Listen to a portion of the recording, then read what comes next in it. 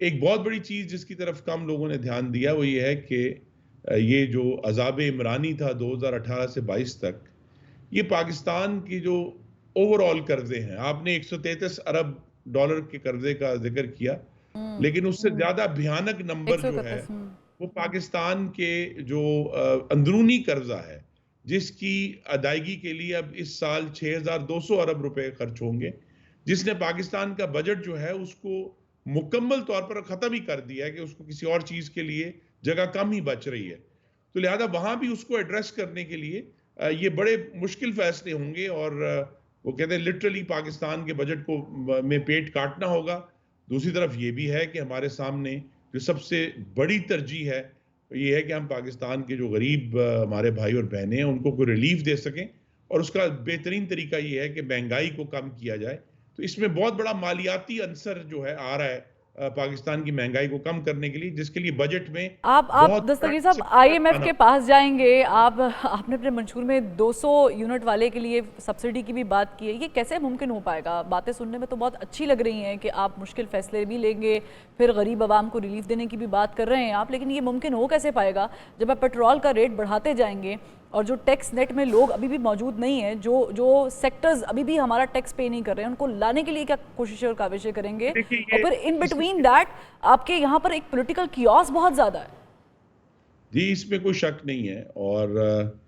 अभी आने वाले दिनों में जो ये सुन्नी इत्तेहाद काउंसिल की ऑपोज़िशन है ये किस तरह का तरीक़ेकार करते हैं। आज पंजाब असेंबली में तो कोई हौसला अफ़ज़ा बात नहीं हुई क्योंकि वहाँ भी उसी तरह शोर पड़ा और ये तो वो लोग हैं कि जब हुकूमत में थे, तो इनके वफ़ाकी वज़रा डेस्कों पर चढ़कर हमें बजट की किताबें मारी हैं इन्होंने 2021 में। तो लिहाज़ा ज़्यादा तवक्को तो नहीं है, लेकिन बहरहाल ये जो ऑपोज़िशन भी हुकूमत करने का हिस्सा है। असल इश्यू यही है कि ये जो आईएमएफ के खत जिस तरह लिख रहे हैं, इस किस्म की मुल्क दुश्मनी से परहेज़ करें। ऐवान में ज़रूर मुखालफत करें, शोर डालें, लेकिन जब आप बैरूनी इदारों को दावत देते हैं कि वो पाकिस्तान के अंदरूनी मामलात के ऊपर काज़ी बनकर बैठ जाएँ, जज बनकर बैठ जाएँ, तो फिर उससे पाकिस्तान को अपनी खारजा पॉलिसी कंडक्ट करने में भी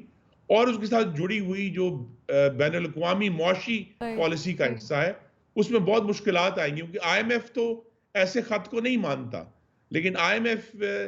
की जो डोरें जिनके हाथों में हैं वाशिंगटन डीसी में उनके लिए तो ये खत जो है वो एक बड़ी तमानत का बायस होगा कि पाकिस्तान को दबाव में लाने के लिए उनको एक और हथियार मिल गया। तो ये एक बड़ी मज़मूम हरकत है जो ठीक, यानी अगर हुई आपको है लग रहा है कि ये हरकत कामयाब भी नहीं होगी तो और इसका कोई असर जो है वो आने वाली हुकूमत पे और आईएमएफ के जो ताल्लुकात उस पर पड़ेगा भी नहीं। लेकिन एक बड़ा सवाल है कि वजीर ख़जाना जो भी होगा उसको भी बहुत सारी चीज़ें देखभाल के चलनी पड़ेंगी। वजीर ख़जाना के लिए इसहाक डार साहब ही हैं या किसी और नाम पर भी गौर हो रहा है? जी नहीं, डार साहब सबसे मज़बूत उम्मीदवार है, लेकिन दूसरे नामों पर भी गौर हो रहा है। अच्छा, इस जैसे कि सारे तनाज़ुर में क्योंकि फ़ौरन ही आईएमएफ के पास जाना है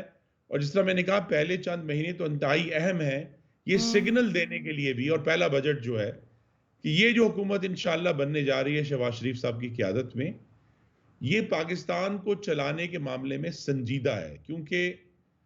हालिया सालों में ख़ास तौर पे जब से अमेरिका का इनख़ला हुआ है अफ़गानिस्तान से, तो बैरूनी दुनिया का जो इंटरेस्ट है पाकिस्तान में, वो बहुत कम हो गया है। अब यूक्रेन में चूँकि एक जंग जारी है, यूरोप का तमाम तवज्जो उसकी तरफ है, तो पाकिस्तान को जो एक हम कहते थे नरम बैनुल-अक़वामी सूरत-ए-हाल मिल जाती थी, वो अब नहीं है। उस मुश्किल और सख्त बैनुल-अक़वामी सूरत-ए-हाल में पाकिस्तान के लिए रास्ता बनाना ये फाइनेंस मिनिस्टर के लिए भी और फॉरेन मिनिस्टर के लिए भी बहुत बड़ा चैलेंज है।